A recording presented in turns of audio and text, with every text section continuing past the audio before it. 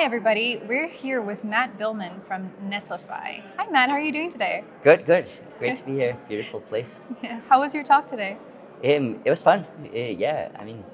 Um, it's a topic I've been talking about for since January now, and that's sort of more and more become the North Star of everything we do at my company. Yeah. And that I'm now also seeing like more and more other companies really pick up on and start working on. So it was a good opportunity to talk to the community here about agent experience.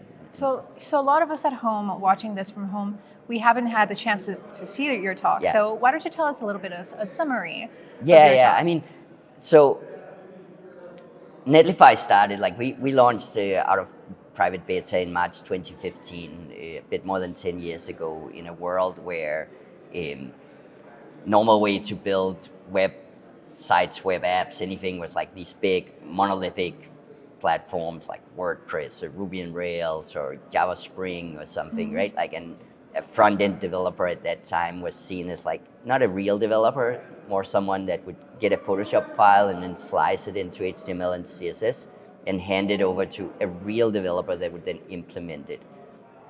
And when I started Netlify, it was really with the idea of like, if we can decouple the front end from the back end and give front end developers like an amazing developer experience for building products end to end on the web, then we can change like that whole architectural paradigm and we can unlock a whole new class of developers and empower them to build for the web. And I coined this term Jamstack to describe this architectural shift, and we largely saw that happen over these 10 years, right? Like today there's about 17 million JavaScript developers. No one doubts that they're real developers. And the architecture of the web has really changed to like we build with web technologies and different APIs and services and so on. Now we're in this new moment where suddenly computers can write code for us, and computers have agency, right? Like they can do actions on their own, take initiative, do run workflows themselves and so on. And I started thinking a lot about for Netlify, what would that mean for our platform? What would we need to build to make Netlify better for agents that are writing and deploying codes to work with, and what would be different from what we've done to make it great for developers to work with. And that led me to coin the term agent experience, or AX, right? Like originally you had like UX, the holistic experience a user have like of a company, the docs, the brand and everything. And then in 2011, Jeremiah coined the term DX for developer experience, right? Like, and really thought through, okay, what does it mean to offer a great developer experience? And now I think as an industry, you have to start changing towards thinking about agent experience and thinking about how well is our product suited for autonomous agents to interact with and use and drive on behalf of a user, right? Like, because hopefully these agents are doing something because there's some human somewhere that want them to accomplish something, right? Like, Absolutely. but it becomes sort of a whole new discipline of what do we need to do to make great experiences for agents and eventually for the users, depending on those agents. Yeah. So if you were talking to someone who doesn't understand these technical terms, Yeah. how do you define an agent in the agent experience? Yeah, so an agent in that sense is really an autonomous, like a computer acting as an autonomous actor, right? Like it's not enough that it's like a chat prompt, right? Like that you put in something into ChatGPT and something comes out, right? Like it's once you have a computer that's actually like taking on a whole bit of a workflow. You ask it, get this done to me, and it figures out what tools to use. It figures out like how to use them. It makes the plan for how to do it, and it acts autonomously in the world, right? Like, and we'll see that from AI across almost every aspect of our lives, right? Like we have in San Francisco now, we have Waymo, right? Like, and it's totally normal to just jump into a car and it drives itself somewhere, right? Like in the physical world. But most of these agents, like the first place where they'll be everywhere is interacting with the digital world, right? Like it's interacting through through the internet. Yes. With different services, right? Like, and that's where it starts becoming really interesting when you build products on the internet, right? Like, what should you do to make it easy for these new agents to be users of your product? So all of this is very new, right? AI is very new, and it's taken the world by a storm. Yeah. And you've been in this world for how many years now? I mean, it's been decades, right? Decades. Like, I mean, I so interestingly, I started my career completely different place. Yes, tell us about the journey. I studied musicology and literature in Denmark. Have a bachelor in that, and then started a major in cultural studies while working as a freelance musical journalist. But I started programming computers when I was 10 years old and got a Commodore 64. So I've kind of like been programming through the whole age of like back then. The web didn't exist, right? Like seeing the web come along, web programming, everything, and then worked like changed countries and careers, moved to Spain, became first a developer, then a technical director, then CTO of a company that were building tooling for its own internal developers to mass produce websites, right? Like building tooling to build like 100 websites a week for our customers. And that was back in the start of the 2000s, right? Like, so I've been doing this for a while now and seen a lot of these waves of change come and go. But this one, I would say, one, the change we're seeing now through AI is the first one I've seen that's as big as the web itself. And second, it's moving much faster than any other change I've seen, essentially. And what do you expect for the next 5 years? Where do you think this will go? Where will 5 years is a long time right now. It does feel like it, doesn't it? Compared, like I was speaking at another event and someone said like, yeah, you coined this term AX 10 years ago in MCP time, right? Like joking. Like since January till now, it's like everything has changed, right? Like, but some of the things I think a lot about is it's especially the set of agents that are especially relevant to Netlify's product, but that I think will be some of the most disruptive agents in general. Those are the agents that can now write code, right? Like, so, like 2 years ago, a computer could not write code for you, right? Like, humans would have to write the code. Now, computers can suddenly write code that actually, like, they can write everything. Yeah, and that's a very big change in the world because code, it's kind of like almost like the Gutenberg press coming along, right? Like until that point, there was only like a small select class that could read and write. Right. And it was like a very, very highly specialized skill set that was extremely exclusive, right? You would have priests and monks diligently writing and so on, right? Like, and it was kind of kept to that small class. And then the Gutenberg press came along and suddenly, like, because of that technological shift, reading and writing became something that today you expect everyone to be able to do, right? Like, and that sort of really transformed everything, and in many ways, like, started many parts of like the whole industrial revolution and everything, right? Like, because of that, like, complete access to reading and writing and what that meant to information. So what you're saying is that there's going to be a coding revolution. So what I'm saying now is that now we're at this point where until now it's been like an extremely exclusive and very expensive things to write custom software, right?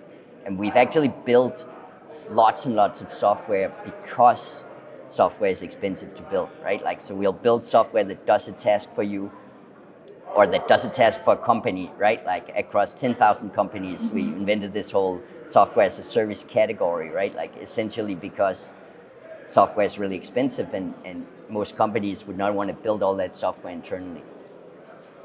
And now I think we're sort of about to introduce this kind of like Gutenberg press for software, where suddenly the barrier to writing software gets reduced like extremely, and the price of code and the value of like code in itself becomes much less relevant. It becomes much more relevant, like your agency and your ideas of what you want to build and your sort of tenacity on it. And it doesn't mean that there won't be software developers in the future, right? Like that like when the Gutenberg press came along, it didn't mean that now you don't have writers, right? Like it means like now you have much more but the writers, barrier, right? Like and even if everyone can read and write, it doesn't mean that you can't do it be a professional writer, right? Like on the contrary, it's kind of like the foundation for a whole new class of professional, right? Like, and I think the same we are seeing right now, right? Like the cost of like the barrier to doing software will go down. Like anyone can go to bolt.new right now and tell it, build me a website, and it'll custom code your website, right? Like, but there's also going to be a real skill set in working with these machines, and there's going to be like as the cost of building custom software goes down, the demand will go up, and we'll expect custom software everywhere, right? Like,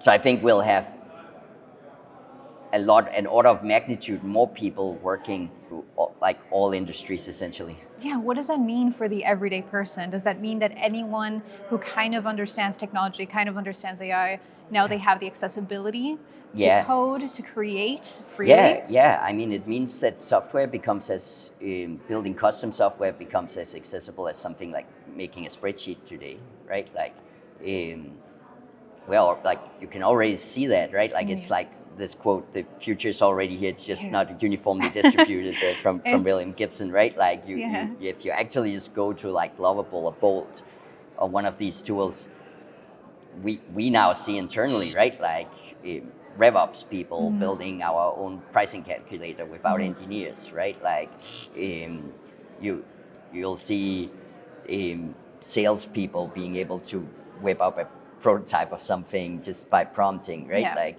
so I think that's already starting to happen if you look at sort of the bleeding edge, and it'll just start becoming really common. But as I said, I don't think that will necessarily mean that everybody will sit and write their own software all the time, right? Like, I think reading and writing is a really good example, right? Like most people still want other people to do it for them, right? Like, and I'm too busy with a lot of other things. Reading and writing is, everybody can do it, but only a few people can do it really well. So I wonder if that will also transition. Totally, there's a real skill set in building this that goes beyond, like, even if you remove all of the constraint of code and algorithms and so on, there's a lot of skill set involving in figuring out what. And talent too, creativity. You need to have that brain that works that certain way, right? Totally. Yeah. And I think there'll be then you'll have the same happen in many other industries, right? Like you're seeing now models like VO3, right? Like where the output it can generate, like it's a video model, right? Like, and you can prompt it with like text to video that gives you both video and audio and everything, right? Like you're seeing tools like Sumo that can auto-generate music and so on, right? Like, and I think there's a lot of fear around it in some ways of like, oh no, what's going to happen if it's so easy? But like, I can't help just being an optimist and saying that it's like magic, right? Like that now the barrier for creating like images, moving images on a screen that would have taken like a massive investment from a huge Hollywood studio with a massive crew of people and so on. Now someone real creative can just do it and publish it, right? Like, and I think at the end of the day, that's pretty amazing, right? Like, and something we fundamentally should celebrate, and that will, like, again, lower the barrier for a lot of these skills, but really allow people who have the creativity and so on to do amazing things with very small teams and so on. And those things, in my mind, often tends to be better and more interesting, right? Like, because like as soon as you gotta build something creative with like 500 people, it's just like it's harder that every little idea doesn't end up in a mush and so on, right? Like if you can build the same thing with a team of 5 people, right? Like then you're gonna get something more interesting, creative and so on. So I think I'm very optimistic in like what this can do for our ability to create like amazing experiences for each other. Well, you made me feel so much better about the future. I am also optimistic now, and I'm really excited. And like you said, the future is now. So if there's one wrapping up piece of advice that you would give for somebody out there who's just coming into this world, just coming into tech, what would you tell them? So I would tell that like in a way, it's a really good time to just come in. I see a lot of developers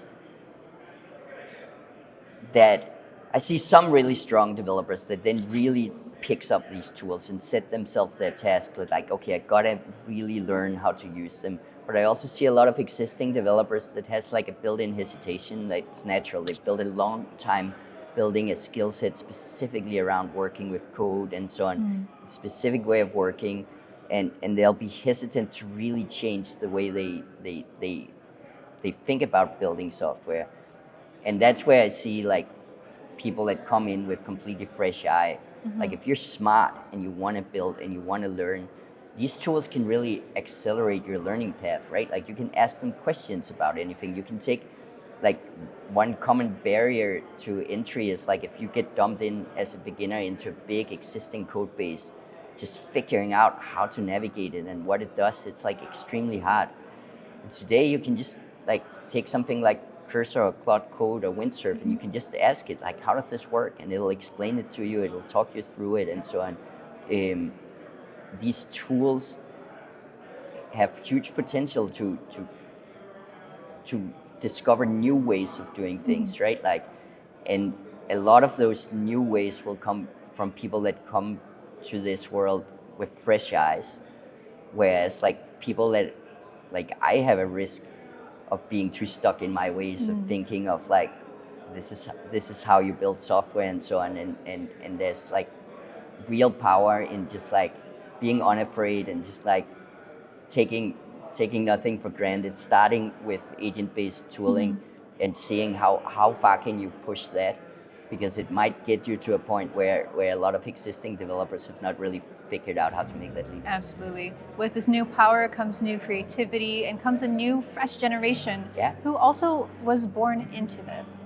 Totally. Yeah. And that brings me back to the beginning of like 10 years ago when I started Netlify. There was this like front-end developer role that was seen as like not a real developer and not a serious developer and so on, right? Like right now we have this term like Vibecoding, right? Like, and there's this sense that, oh, there's this new profile that's like not a real developer and they will never be able to write real code. They will always need like a real developer to help them go all the way, right? Like, and I'm thinking a lot about if I can build the right agent experience around a platform like Netlify and the right tooling to build these tools and like to build software end to end with these tools, then I think we'll see 100 million new developers come out of this kind of like vibe coding that 5 years from now, no one will doubt that they're real developers. They'll create real value and they'll build real software.